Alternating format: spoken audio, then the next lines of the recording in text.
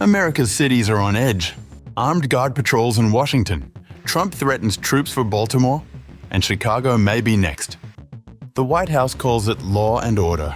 Critics warn it's the rise of tyranny.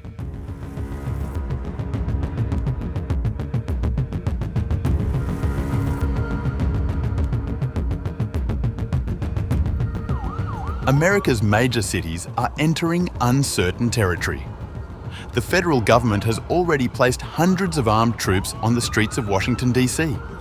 Now, President Donald Trump is openly threatening to extend that presence into Baltimore, Chicago, and potentially other Democratic-led cities. For the White House, this is about law and order, a show of federal strength meant to confront violent crime. For critics, it looks like something more dangerous: the creeping normalization of military forces patrolling civilian neighborhoods in peacetime America. On August 24th, Trump escalated a highly personal feud with Maryland Governor Wes Moore. The Democratic governor had extended an invitation to the president to walk the streets of Baltimore together and see the city's progress on public safety. Trump rejected the gesture outright. He dismissed Moore's record as poor and warned he could, if necessary, send in the troops.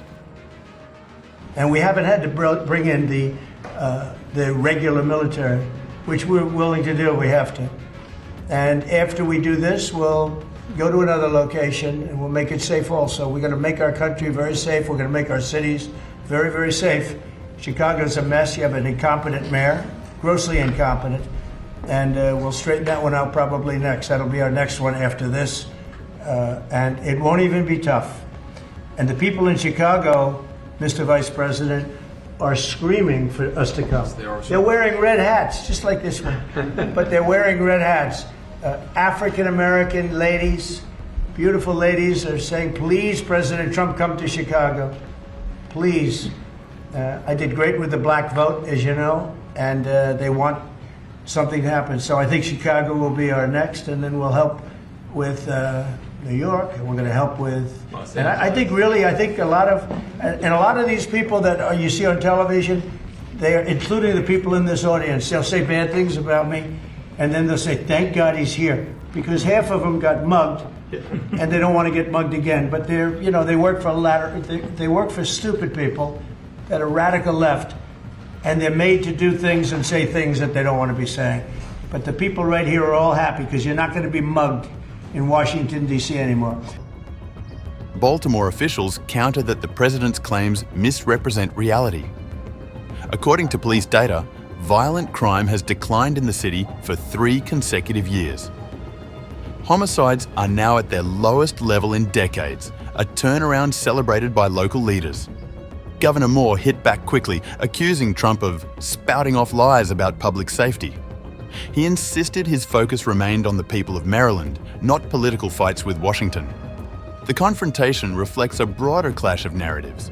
Trump insists Baltimore is in chaos. Moore and city officials say the data show the opposite. The dispute comes as the nation's capital itself remains under a visible federal presence. Hundreds of National Guard troops have been deployed across Washington for weeks.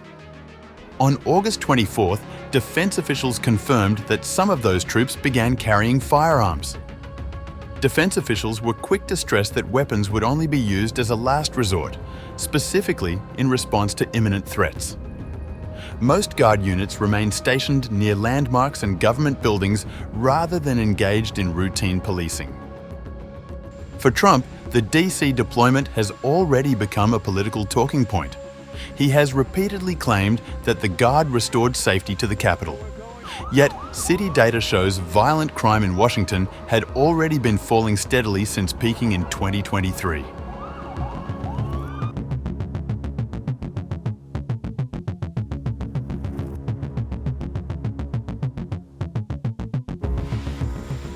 Beyond Baltimore, Trump has identified Chicago and New York as likely next targets for deployment.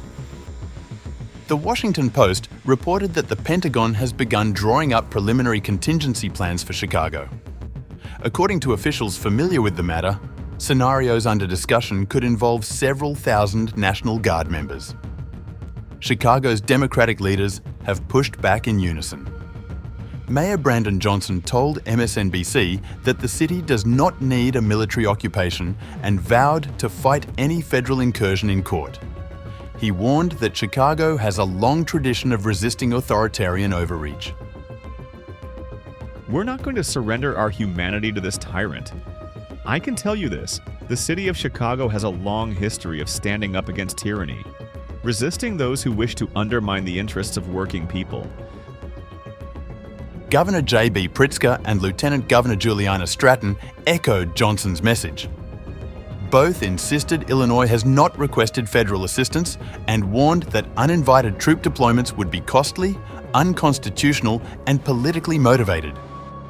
The clash intensified when Trump took to Truth Social, blasting Moore and portraying Baltimore as crime-ridden. In a lengthy post, he suggested Moore falsifies crime statistics, ridiculed the governor's invitation as a stunt, and went further, threatening to reconsider federal funding for Baltimore's key bridge. Governor Wes Moore of Maryland has asked in a rather nasty and provocative tone that I walk the streets of Maryland with him. I assume he is talking about out-of-control, crime-ridden Baltimore? As president, I would much prefer that he clean up this crime disaster before I go there for a walk. Wes Moore's record on crime is a very bad one, unless he fudges his figures on crime like many of the other blue states are doing. But if Wes Moore needs help, like Gavin Newsom did in LA, I will send in the troops, which is being done in nearby DC, and quickly clean up the crime. After only 1 week, there is no crime and no murder in DC.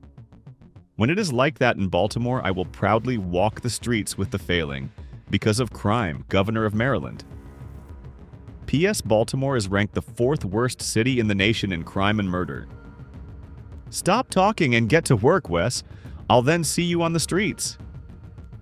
Also, I gave Wes Moore a lot of money to fix his demolished bridge. I will now have to rethink that decision. Thank you for your attention to this matter. Make America great again. President DJT. Baltimore leaders quickly pushed back. Mayor Brandon Scott emphasized that the city is on track for its lowest homicide total in half a century. Police figures show violent crime is down nearly 18% year over year, with steep drops in shootings, robberies, and murders. Governor Moore accused Trump of being out of touch with communities and argued that the administration's fear-based rhetoric undermines progress already underway. Democratic leaders outside Maryland also raised alarms. House Minority Leader Hakeem Jeffries warned the president's threats amounted to an abuse of power, while Illinois Governor Pritzker said deploying troops against the wishes of local officials would represent a dangerous precedent.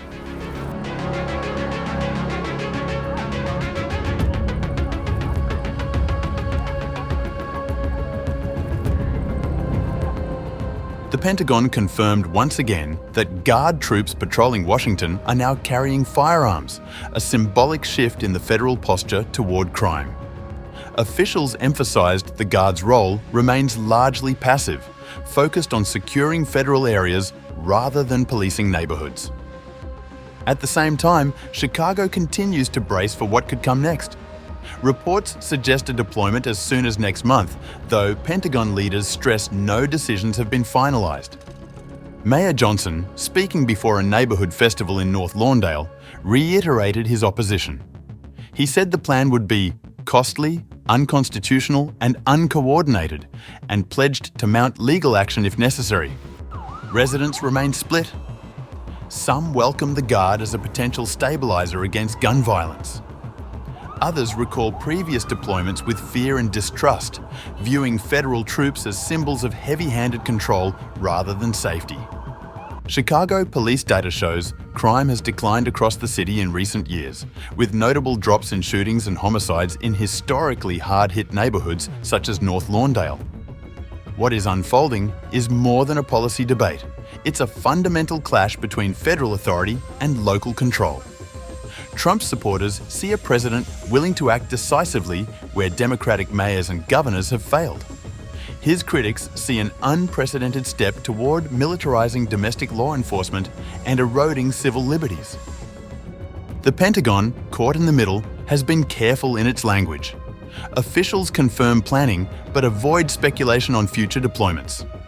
Yet the very act of drawing up contingency plans for cities like Chicago signals that the idea is being taken seriously at the highest levels. For now, Washington lives under the watchful eyes of the National Guard. Baltimore braces for a federal showdown that could arrive at any moment. And in Chicago, the debate is not whether a deployment could happen, but how soon.